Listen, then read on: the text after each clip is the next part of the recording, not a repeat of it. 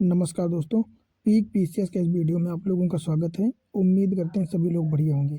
तो आज के वीडियो में हम लोग यूपी पीसीएस मेंस श्रृंखला के जीएस पेपर सेकंड में गवर्नेंस का अगला टॉपिक देखेंगे, जो कि होगा शासन में पारदर्शिता। और ऐसी ही एक दो और टर्मिनोलॉजी होंगी, जैसे कि हो जाएगा सिटीजन चार्टर, है ना, उत्तरदायित्व। तो ये ऐसी एक दो टर्मिनोलॉजी होंगी, शब्दावलियाँ, जिनके बारे में हम लोग जो है जानकारी लेंगे।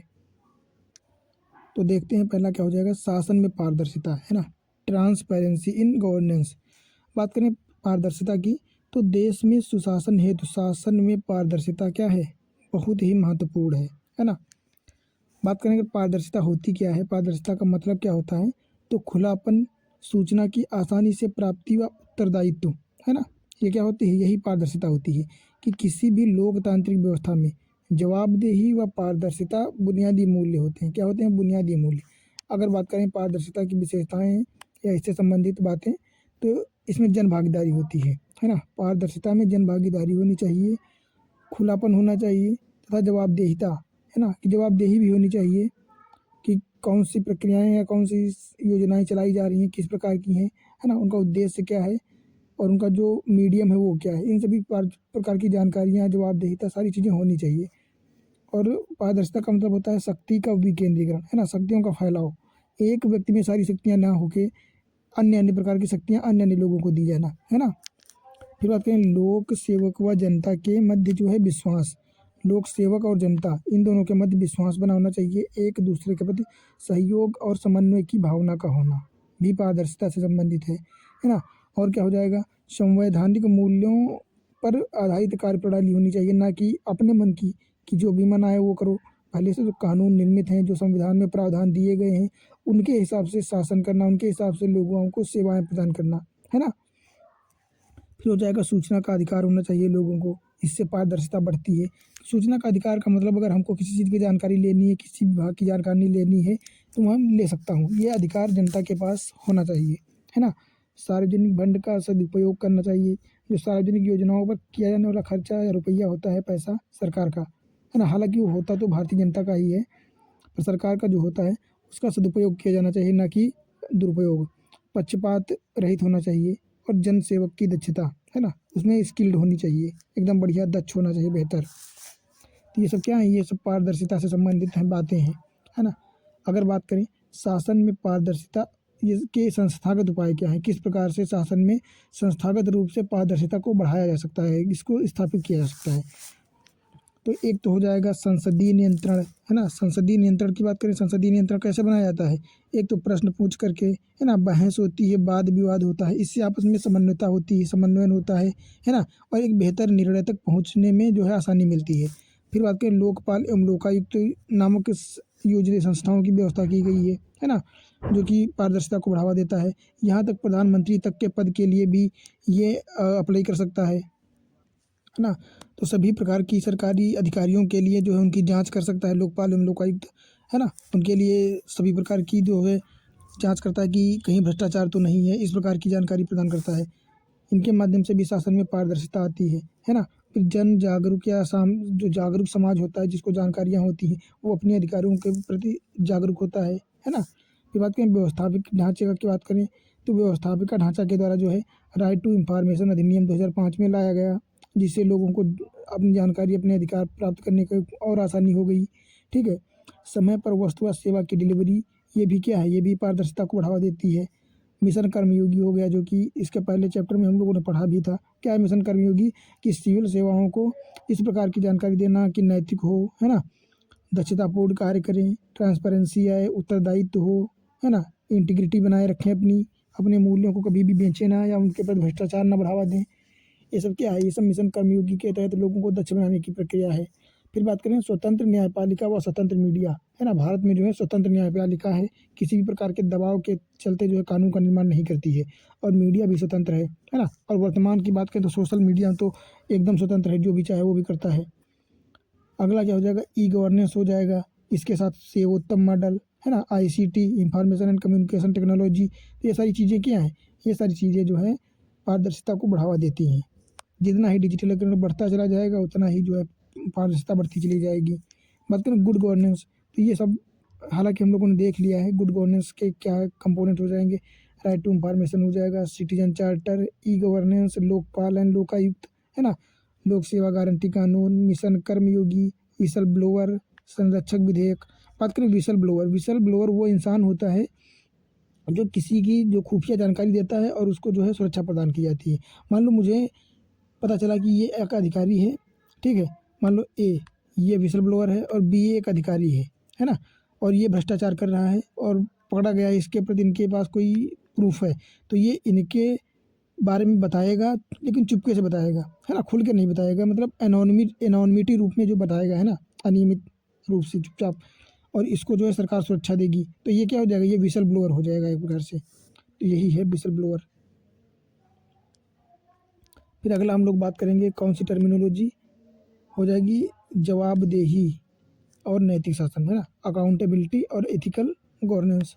बात करें जवाबदेहिता, तो जवाबदाहिता या उत्तरदायित्व जो होता है इसका अर्थ होता है कि जिस व्यक्ति के पास विवेकाधीन शक्ति है या पावर है ना, मतलब अपने हिसाब से अपने विवेक से कार्य करने की पावर दी गई है, उस पर यह बाध्य होना चाहिए कि अपने कार्यों का स्पष्टीकरण दे तथा किसी विशेष परिस्थिति में निर्णय किस प्रकार लिया गया है इसकी जानकारी हम लोगों को हो सके। कि किसी दबाव में तो नहीं लिया गया है, भ्रष्टाचार के चलते तो जो है निर्णय नहीं लिया गया है, ये होता है।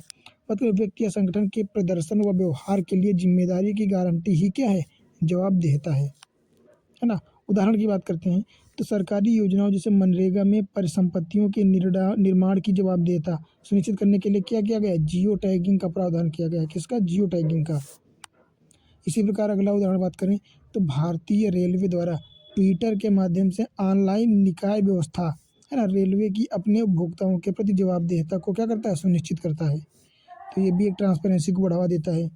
फिर बात करें जवाबदेहिता के आधार कौन कौन से आधार हैं, तो निर्णय हो गया, संविधान व कानून के अनुसार जवाबदेहिता को बनाया जा सकता है ना, या स्थापित किया जा सकता है।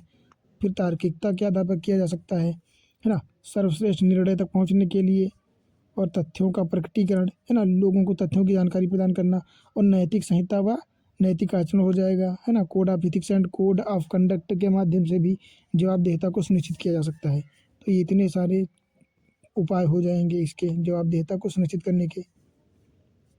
फिर बात करें उत्तरदायित्व के प्रकार कितने होते हैं, दो प्रकार होते हैं, एक तो ऊर्ध्वाधर मतलब वर्टिकली, और क्षैतिज मतलब हॉरिजेंटली, है ना।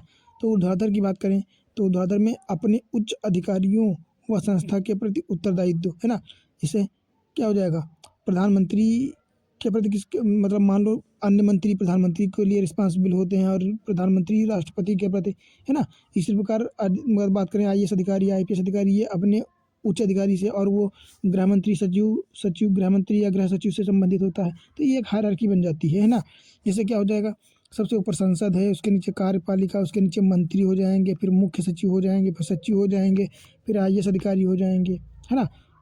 उसी प्रकार अगर बात करें तो क्षैतिज की बात करें तो क्षैतिज में दो समकक्ष संस्थाओं की एक दूसरे के प्रति उत्तरदायित्व, जैसे विधायिका व न्यायपालिका हो गया, विधायिका व कार्यपालिका हो गया, कार्यपालिका व न्यायपालिका हो गया, इस प्रकार, है ना। बात करें इनके उत्तरदायित्व कैसे होते हैं, एक तो राजनीतिक उत्तरदायित्व होते हैं और दूसरे विधिक उत्तरदायित्व होते हैं। विधिक मतलब न्यायिक या कानूनी, है ना। बात करें विधिक राजनीतिक, तो राजनीतिक उत्तरदायित्व जो होते हैं वो सरकार का संसद के प्रति होता है ना, संसद के प्रति सरकार के उत्तरदायित्व होते हैं। पर विधिक की बात करें तो सरकार व सिविल सेवकों का संविधान व कानून के प्रति उत्तरदायित्व जो होता है विधिक उत्तरदायित्व होता है। कि कोई सिविल अधिकार सिविल सर्विस सर्वेंट जो है या फिर कोई अन्य व्यक्ति सरकार ये काम करेगा तो संविधान या कानून के अनुसार करेगा, ना कि अपने विवेक के अनुसार, है ना। तो ये उत्तरदायित्व होता है। अगला हम लोग बात करेंगे उत्तरदायित्व सुनिश्चित करने के अन्य उपाय कौन कौन से होते हैं। ऐसे कौन कौन से का उपाय हैं जिनके माध्यम से जो है उत्तरदायित्व को स्थापित किया जा सकता है, सुनिश्चित किया जा सकता है। तो एक तो हो जाएगा सूचना का अधिकार, राइट टू इन्फॉर्मेशन, है ना। इसके माध्यम से भी लोकपाल एवं लोकायुक्त ये भी उत्तरदायित्व सुनिश्चित करते हैं, चूँकि अगर किसी प्रकार का भ्रष्टाचार होगा तो उसके खिलाफ जो है जानकारी प्राप्त करके सजा भी दे सकते हैं। ये सिटीजन चार्टर हो जाएगा। इसमें क्या होता है, मान लेते हैं सिटीजन चार्टर क्या होता है, तो सिटीजन चार्टर एक पेज होता है, मान लेते हैं, ठीक है। इस पर दिया जाता है, पहले तो उसका कंपनी का नाम लिखा होगा, ठीक है, फिर यहाँ पे लिखा होगा वो किस प्रकार की सेवाएं देता है और किस किस प्रकार के लिए कौन कौन सी सेवाएं किस किस के लिए हैं, फिर उसका रेट लिखा होगा सेवाओं का, स्थान लिखा होगा, उस सेवा का टाइम लिखा होगा, है ना, और भी उससे इम्पोर्टेंट संबंधित जानकारियाँ लिखी होती हैं। तो बस यही है नागरिक चार्टर, और कुछ नहीं है, बस यही है सेवाओं से संबंधित जानकारी प्रदान करने का एक उपाय। क्या हो जाएगा, सिटीजन चार्टर। और ई गवर्नेंस मतलब सेवाओं को डिजिटली रूप में नेटवर्किंग के माध्यम से जोड़ना, लोक अदालतों को स्थापित करना, भ्रष्टाचार संबंधी कानून बनाना, क्या हो जाएंगे, उत्तरदायित्व को सुनिश्चित करेंगे, विसल ब्लोअर को सुरक्षा प्रदान करना, मीडिया हो जाएगा, सीएजी हो जाएगा, कंट्रोलर एंड ऑडिटर जनरल, है ना। फिर बात करें न्यायालय, न्यायालय भी तो उत्तरदायित्व सुनिश्चित करता है। तो ये सब क्या हो जाएंगे, ये सब उपाय हैं जिनके माध्यम से उत्तरदायित्व को सुनिश्चित किया जाता है ना। अगला क्या हो जाएगा, उत्तरदायित्व या नैतिक शासन। इसके लिए बात करें तो सबसे पारदर्शिता बहुत ज़रूरी है ना, और अनुक्रियाशीलता होनी चाहिए, शिकायतों का तीव्र निपटारा होना चाहिए ताकि दक्ष और अच्छी तरह से और समय पर लोगों को उसकी जो है प्राप्ति हो सके। फिर नागरिकों की सहभागिता होनी चाहिए, है ना, और नागरिक केंद्रीय प्रशासन होना चाहिए। ऐसा प्रशासन नहीं होना चाहिए कि किसी राजनीतिक पार्टी से संबंधित हो या उसके लिए काम करता हो, ये ना नागरिकों के लिए काम करने वाला होना चाहिए। बात करें प्रशासन में उच्च नैतिक मूल्य मतलब एक तो ईमानदारी का होना चाहिए नैतिक मूल्य, है ना, ऑनेस्टी होना चाहिए, इंटीग्रिटी सत्यनिष्ठ होना चाहिए, दक्ष होना चाहिए, प्रोफेशनल होना चाहिए अपने काम में, है ना, और इमोशनल भी होना चाहिए कि कभी ज़्यादा हार्डनेस ज़रूरी नहीं होती है ना, सिचुएशन के हिसाब से उसको मैनेज करना आना चाहिए, लोगों से बातचीत करने की कम्युनिकेशन स्किल्स होनी चाहिए, है ना, ये सारी चीज़ें होनी चाहिए। अब अपना अगला टॉपिक क्या हो जाएगा, अगला टॉपिक होगा सिटीजन चार्टर, है ना, नागरिक चार्टर। तो बात करें नागरिक चार्टर क्या होता है, तो ये एक ऐसा दस्तावेज है जिसका उद्देश्य किसी संगठन को पारदर्शी, जवाबदेह एवं नागरिक अनुकूल बनाना है। नागरिक अनुकूल मतलब जनता के लिए, भारतीय जनता जो है उसके अनुकूल बनाना, चूँकि उसी के लिए तो सेवाएं प्रदान की जा रही हैं।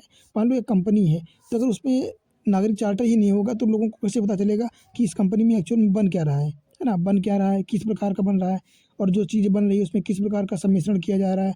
मान लो अगर नागरिक चार्टर नहीं होगा तो कैसे पता चलेगा कि ये चीज़ नॉन वेज है या नॉन वेज है बात की नहीं, है ना। तो ये सारी चीज़ें हैं।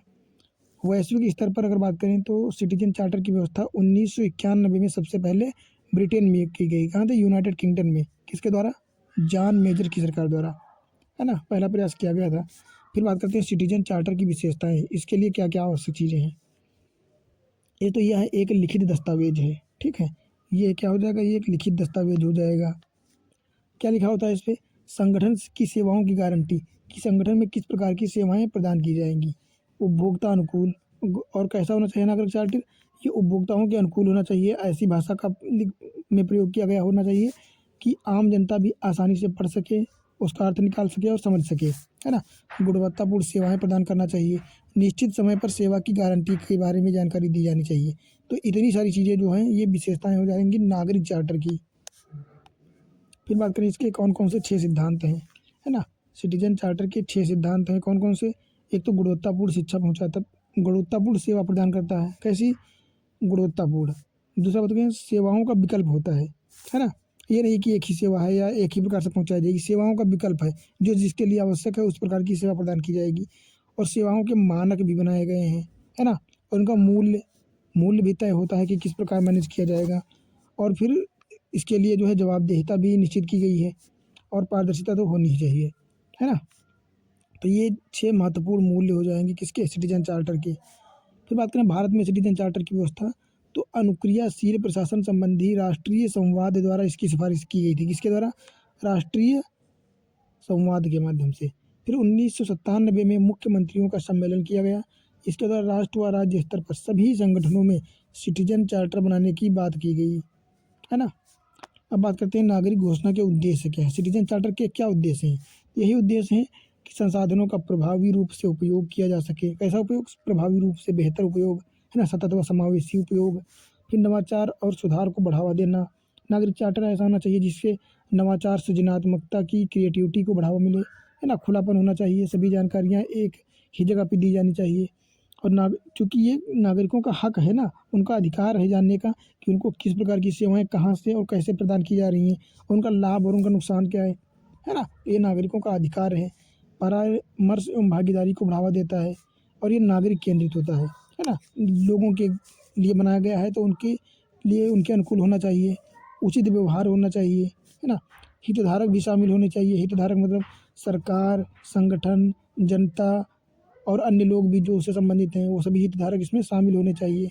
और ये सार्वजनिक वक्तव्य होना चाहिए। सार्वजनिक मतलब पब्लिक होना चाहिए, है ना, किसी के लिए उपलब्ध है। ऐसा नहीं है कि केवल संगठन के लोग ही देख सकते हैं, उनके लिए बनाया गया है, जनता के लिए बनाया गया है, तो ये बिल्कुल पब्लिक होना चाहिए, है ना। अगला बात करेंगे हम लोग जो है क्या है कि नागरिक चार्टर से संबंधित मुद्दे कौन कौन से हो जाएंगे। एक तो नागरिक चार्टर को कानूनी समर्थन का अभाव है। चूँकि ये कानून बनाया गया नहीं है, इसलिए बहुत सारे संगठन जो होते हैं वो नागरिक चार्टर का व्यवस्था करते हैं, ठीक है। पर बहुत सारे ऐसे संगठन होते हैं, बहुत सारी ऐसी संस्थाएं होती हैं जिन्होंने आज तक नागरिक चार्टर की व्यवस्था नहीं की है ना, नागरिक चार्टर नामक बोर्ड नहीं लगाया है। तो ये भी एक अभाव होता है, इसको जो है अनिवार्य कर देना चाहिए एक हिसाब से। दूसरा, स्थानीय भाषा में चार्टर का अभाव, है ना। मान लो तमिलनाडु में कोई संस्था है या राजस्थान में है, तो वहाँ पे राजस्थानी या क्षेत्रीय भाषा तमिलनाडु तमिल का हो जाएगा, मलयालम, है ना, उड़ीसा में उड़ीसी, इन क्षेत्रीय भाषाओं का प्रयोग करके नागरिक चार्टर बनाया जाना चाहिए। जबकि बात करें तो वर्तमान में जहाँ भी देखो वहाँ इंग्लिश का प्रयोग करके बनाया गया है नागरिक चार्टर। तो क्षेत्रीय या जो अपनी क्षेत्रीय भाषा के अलावा अन्य भाषाओं इंग्लिश को पढ़ने में कमज़ोर व्यक्ति हैं, वो जान ही नहीं पाते हैं एक्चुअल में नागरिक चार्टर पे लिखा गया है, तो ये भी एक अभाव हो जाता है। फिर बात करें क्या हो जाएगा, परामर्श का अभाव, लोगों को सुविधा जानकारी प्रदान करने का अभाव है। परिवर्तन का प्रतिरोध, चूँकि कुछ क्षेत्रों में लोग जो है परिवर्तन का प्रतिरोध करते हैं, इसलिए भी नागरिक चार्टर की व्यवस्था नहीं करी जा पाती है। ज़मीनी स्तर पर अपर्याप्त कार्य, है ना, कुछ ऐसे क्षेत्र हैं जहाँ पर इन चीज़ों को ज़्यादा वैल्यूएबल नहीं माना जाता है, या नागरिक चार्टर की व्यवस्था करी ही नहीं जाती है ना। और बात करें निम्न स्तरीय डिजाइन व सामग्री, ऐसी सामग्री या डिजाइन का प्रयोग किया जाता है जो ज़्यादा टाइम तक नहीं चल पाता है, फिर उसकी दोबारा व्यवस्था भी नहीं की जाती है। सार्वजनिक जागरूकता का अभाव है ना, नागरिक चार्टर के बारे में लोगों को पता ही नहीं है कि होता क्या है, तो वो ये कैसे कह पाएंगे किसी संगठन से कि नागरिक चार्टर की व्यवस्था करो, है ना। फिर बात करें समीक्षा का अभाव, मान लो किसी संस्था ने एक बार लगा दिया, इसके बाद किसी कारणवश वो ख़त्म हो गया, चाहे नागरिक चार्टर या कैसे भी ख़राब हो गया, तो जब दोबारा समीक्षा ही नहीं होगी तो पता ही नहीं चलेगा कि वहाँ पे है या गायब हो गया। अब ये भी एक रहता है। फिर क्या हो जाएगा दूसरी समस्या, चार्टर पर सार्वजनिक शिकायत अधिकारियों का विवरण नहीं होता है ना। इस पर जो सेवा प्रदान करने वाले अधिकारी या उससे जुड़े जो अधिकारी होते हैं, उनके बारे में कोई जानकारी ही नहीं होती है कि शिकायत करें तो किसके नाम की करें शिकायत, अगर किसी प्रकार की समस्या उत्पन्न हो रही है तो ये भी एक समस्या हो जाती है ना, नागरिक चार्टर से संबंधित। बात करें अगर सेवा प्रदान करने की गुणवत्ता क्या है, तो ये अगली टर्मिनोलॉजी हो जाएगी कि सेवा प्रदान करने की गुणवत्ता। तो सार्वजनिक सेवा में सेवा प्रदाता सरकार हो या प्रशासनिक तंत्र हो, आम जनता हो, नागरिकों या अन्य शेयरधारकों का के साथ सामंजस्य ही गुणवत्तापूर्ण सेवा प्रदान करना है। मान लो आप सेवा तो दे रहे हो, योजनाएं दे रहे हो, पर अगर आपको बात करने की तमीज़ नहीं है, आप उल्टा सीधा बात करते हो, ये भी नहीं ध्यान दे रहे हो कि कौन बड़ा है कौन बुजुर्ग है, किससे किस प्रकार की बात करनी चाहिए, आप अधिकारी हो, इसका मतलब ये नहीं है कि आप कैसे भी बात कर सकते हो, आपके पास एक तहजीब होनी चाहिए बात करने की, है ना। तो वही है कि सामंजस्य और समन्वय जरूर होना चाहिए सिविल सेवक और आम जनता में, तभी जो है गुणवत्तापूर्ण सेवा पहुंचेगी और दोनों में आपस में जो है सामाजिक माहौल बना रह पाएगा। तो ये बहुत ही महत्वपूर्ण चीज़ है। फिर बात करें गुणवत्तापूर्ण सेवा की आपूर्ति किस प्रकार की जा सकती है। एक तो सार्वजनिक संगठनों की प्रतिबद्धता के माध्यम से इसको जो है स्थापित किया जा सकता है ना, कि सार्वजनिक संगठन प्रतिबद्ध होने चाहिए ना, कि आपको अगर सेवा प्रदान करनी है तो करनी है, फिर अच्छी करनी है। फिर शिकायत निवारण तंत्र होना चाहिए कि अगर किसी को सेवा की अच्छी उपलब्धता नहीं हुई है, किसी प्रकार की समस्या है, तो वो उस संगठन के खिलाफ या उस पर्टिकुलर चीज़ के खिलाफ जो है शिकायत भी कर सके, तभी गुणवत्तापूर्ण शिक्षा प्रदान कर सकेंगे। उच्च मानक सेवाएं होनी चाहिए और समयबद्धता होनी चाहिए। ये नहीं है कि 10 बजे का काम है, आप 12 बजे सेवा पहुंचा रहे हो, फिर कोई मतलब नहीं है उसका, है ना। तो ये चारों महत्वपूर्ण जो है बेस हो जाएंगे इसके। फिर बात करें गुणवत्तापूर्ण सेवा आपूर्ति के क्या माध्यम हो सकते हैं, क्या मंच हो सकते हैं। एक तो डिजिटल इंडिया मिशन हो सकता है ना, इसके माध्यम से चीज़ों को डिजिटली पहुंचाया जा सकता है। सीपी ग्राम, ये भी व्यवस्था यही है ना। सिटीजन चार्टर होना चाहिए कि बाहर ही सिटीजन चार्टर लगा है, किसी अंदर किसी व्यक्ति को भी जानकारी लेनी है तो बिना प्रवेश करे भी उसको जानकारी छोटी मोटी हासिल हो जाती है ना। और माई गवर्नमेंट.com जो है ये, इस पर भी सेवाएं उपलब्ध कराई जा सकती हैं। सेवोत्तम मॉडल के माध्यम से जो है दक्ष और एफिशिएंट सेवाएं प्रदान करी जा सकती हैं। ई संवाद ऐप के माध्यम से, है ना। प्रगति पोर्टल हो जाएगा, सोशल ऑडिट हो जाएगा। तो ये सारी चीज़ें जो है, ये सारे उपकरण क्या हैं, ये गुणवत्तापूर्ण सेवा प्रदान करने के मंच हैं, माध्यम है ना, उपकरण है। तो इस प्रकार जो है बेहतर सुविधा प्रदान करी जा सकती है। अगला बात करते हैं सेवोत्तम मॉडल। क्या होता है सेवोत्तम मॉडल, देख लेते हैं। तो अगर सेवोत्तम मॉडल की बात करें तो भारत में सतत व समावेशी विकास व वंचित वर्ग, है ना, इनके संसाधनों के वितरण व गुणवत्तापूर्ण सार्वजनिक सेवा सुनिश्चित करने के लिए इनके लिए सेवोत्तम मॉडल का विकास किया गया है। क्या है Sevottam model? Department of administrative reforms, है ना, एडीआर कहते हैं इसको।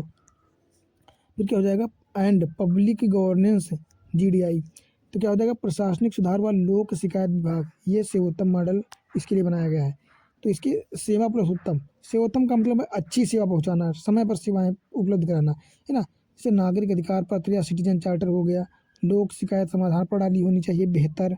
एक्सीलेंस इन सर्विस डिलीवरी, है ना, टाइम पर सर्विस पहुँचाएँ, गुणवत्तापूर्ण पहुँचाएँ, है ना। अगला बात करते हैं नागरिकों को सेवा प्रदान करने की गुणवत्ता। ये एक केस स्टडी है कि हार्वर्ड विधि में शोध किया गया था, सर्च की गई थी, है ना। क्या कहा गया था कि भारत में 3000 सरकारी विद्यालयों, 1500 स्वास्थ्य केंद्रों के रिसर्च में क्रमशः 25% शिक्षक व 40% स्वास्थ्यकर्मी ही नहीं है, नदारद हैं। मतलब हैं तो, या तो नहीं है या काम पे नहीं पहुंच रहे हैं। तो सोचो 25% शिक्षक अगर स्कूल नहीं जाएंगे और 40% डॉक्टर या नर्सेस हॉस्पिटल नहीं पहुंचेंगे या होंगे ही नहीं है उपलब्ध, तो कैसे काम चलेगा, है ना। तो ये चीज़ कहाँ, ये सेवा तो कहाँ पहुंचा पा रहे हैं जब इंसान ही नहीं, व्यक्ति ही नहीं है, तो फिर वहाँ पे सेवाएं कैसे पहुंचेंगी अच्छी, है ना। इससे केस बढ़ते चले जा रहे हैं। अगला बात करें नागरिक केंद्रित सेवा के लिए सेकंड एआरसी के 7 उपाय। कौन कौन से 7 उपाय हैं सेकंड एआरसी के? एक तो सेवाओं की परिभाषा तय की जाए, है ना, कि किस प्रकार की परिभाषा सेवा है और किस सेवा के लिए क्या परिभाषा होनी चाहिए, तो परिभाषा तय करनी चाहिए। दूसरा क्षमता विकास, सेवा प्रदान करने वाले जो व्यक्ति हैं, जो लोग हैं, उनको दक्ष बनाया जाए, उनको इफ़िशिएंट बनाया जाए, है ना। और इनके लिए एक अलग से निगरानी प्रणाली हो कि जो लोग अच्छा काम नहीं कर रहे हैं वो कैसे कर रहे हैं। फिर सतत सुधार की व्यवस्था होनी चाहिए, निष्पादन करना, है ना। और फिर मानक तय किए जाएँ सेवाओं के लिए और आकलन भी किया जाए कि किसने बेहतर सुविधा प्रदान की है। फिर उस हिसाब से प्रमोशन आदि का जो है, प्रमोशन डिमोशन इसकी व्यवस्था की जाएगी, तो जो है सेवाएं बेहतर पहुंचेंगी लोगों तक। बात करें प्रभावी शिकायत निवारण तंत्र जो है सीपी ग्राम। तो सीपी ग्राम क्या है? केंद्रीय सार्वजनिक शिकायत निवारण व निगरानी तंत्र। ये सीपी ग्राम क्या है? एक निगरानी तंत्र है ना, शिकायत के लिए एक मंच है। इसे राष्ट्रपति सचिवालय हो गया, पीएम ऑफिस हो गया, डीआरपीजी, केंद्रीय राज्यों के विभिन्न मंत्रालय, सरकारी संस्थाएं, इनके लिए जो है ये एक शिकायत निवारण तंत्र के रूप में कार्य करता है। क्या? सीपी ग्राम, जिसमें हम लोग अपने समस्याओं के प्रति जो है शिकायत कर सकते हैं, पर्टिकुलर क्षेत्र के या पर्टिकुलर डिपार्टमेंट के खिलाफ, है ना। फिर लास्ट हो जाएगा अपना प्रगति पोर्टल। क्या हो जाएगा? प्रगति पोर्टल। बात करें प्रगति पोर्टल किस लिए बनाया गया है, तो प्रधानमंत्री द्वारा लंबित शिकायतों की निगरानी के लिए। प्रधानमंत्री के लिए जो शिकायतें भेजी जाती हैं वो अगर नहीं पहुंच पाती, वहाँ किसी कारण नहीं उनका रिप्लाई मिल पाता है, तो उसके लिए अलग से बनाया गया प्रगति पोर्टल, है ना। इसी प्रकार जो है राजस्थान में जनसंपर्क पोर्टल बनाया गया है। ये किस लिए बनाया गया है? तो इससे ऑनलाइन शिकायत, यहाँ पे ऑनलाइन शिकायतें अपनी दर्ज करा सकते हो और ये निःशुल्क सुविधा है। साथ में सिटीजन जो है क्या, कॉल सेंटर 181 नंबर दिया गया है ना, आप 181 पर कॉल भी कर सकते हो। तो ये एक बेहतर कार्य हो सकता है राजस्थान सरकार के द्वारा बनाया गया। ऐसा सभी राज्यों को करना चाहिए, है ना। तो इस प्रकार आप लोग देख सकते हैं कि बेहतर सुविधाएं प्रदान की जा सकती हैं। और इस प्रकार जो है हमारा अपना गवर्नेंस का कंप्लीट टॉपिक कंप्लीट हो चुका है। अब इसमें कुछ भी पढ़ने को नहीं बचा है। जितने क्वेश्चन आएंगे सारे गवर्नेंस के उस एक टॉपिक से सारे यहाँ से आ जाएंगे। और उम्मीद करता हूँ ये वीडियो आप लोगों को अच्छी लगी होगी और मेरे बताने का या डिस्कस करने का, है ना, तरीका भी शायद आप लोगों को पसंद आ रहा होगा। अगर अच्छा लगता है तो आप लोग प्लीज़ कमेंट जरूर किया कीजिए, है ना। इससे मुझे भी पता चलना चाहिए, फीडबैक मिलना चाहिए कि मैं किस प्रकार से सेवा आप लोगों को प्रदान कर पा रहा हूँ, है ना। अब आप लोगों ने इतना पढ़ा है, सेवा प्रदाता उच्च गुणवत्ता वाली चीज़ें, तो थोड़ा सा फीडबैक जरूर दिया कीजिए। और फिर इसके बाद हम लोग अगला सब्जेक्ट पढ़ाएंगे, क्योंकि इससे पहले हम लोगों ने इंडियन सोसाइटी जो है डिस्कस किया है, या है ना। और इसके बाद ये हो जाएगा गवर्नेंस। अब इसके बाद शायद हम लोग डिजास्टर मैनेजमेंट पढ़ेंगे, है ना। पहले हम लोग उन सब्जेक्टों को डिस्कस करेंगे जो नॉर्मली बुकों में नहीं मिल पाती हैं, जिसके लिए लोगों को ज़्यादा एफर्ट्स करना पड़ते हैं। जैसे इंडियन सोसाइटी हो गया, नॉर्मली नहीं मिल पाता है, लोग नहीं पढ़ पाते हैं। गवर्नेंस हो गया, डिजास्टर मैनेजमेंट हो गया, इसके बाद इंटरनल सिक्योरिटी पढ़ेंगे हम लोग, इंटरनल सिक्योरिटी। फिर क्या पढ़ेंगे? सोशल जस्टिस, है ना। और इथिक्स पढ़ेंगे हम लोग। इथिक्स तो मैं कंप्लीट बताऊंगा आप लोगों को एकदम बेटर तरीके से। इथिक्स में जितना बताऊंगा उतना पढ़ लेंगे आप, 100% सिलेबस आप लोगों को कंप्लीट हो जाएगा, है ना। तो इसी प्रकार बस यही कहना है, बाकी आप लोग पढ़ते रहें और शॉर्ट नोट्स इसी प्रकार से बनाते रहें ताकि आप लोगों को आसानी से पढ़ने के लिए आसानी रहे, कहीं और चीज़ों को ढूंढने की आवश्यकता ना पड़े, है ना। तो हम लोग डिस्कस कर देख लेते हैं अपना सिलेबस फिर से एक बार। ये तो यहाँ पे हम लोगों ने क्या क्या देख लिया है। शासन व्यवस्था देख ली है, भारत में शासन व्यवस्था। पारदर्शिता भी देख ली है, जवाबदेही देख ली है, ई गवर्नेंस कंप्लीट देख लिया है ना। और फिर नागरिक चार्टर भी देख लिया है, पारदर्शिता भी देख लिया है, जवाबदेही और लोकतंत्र में सिविल सेवाओं की भूमिका। ये सारी चीज़ें हम लोगों ने 4 से 5 वीडियोस में जो है कंप्लीट कर लिया है। और इन 4 से 5 वीडियोस में पूरा गवर्नेंस का सिलेबस कंप्लीट हो गया है। उम्मीद करता हूँ पूरी सीरीज आप लोगों को बढ़िया लगेगी। बाकी मिलते हैं फिर अगले सब्जेक्ट में अगले वीडियो के साथ। बाकी आप लोग लाइक कमेंट शेयर और जो भी कर सकते हैं करिए आराम से, और कमेंट जरूर कीजिए। बाकी लाइक वाइक अगर आपकी इच्छा तो कर सकते हैं, नहीं तो कोई बात नहीं। बाकी कमेंट जरूर कीजिए, फीडबैक जरूर दीजिए, है ना। मिलते हैं अगले सब्जेक्ट में। बहुत बहुत धन्यवाद आप लोगों का।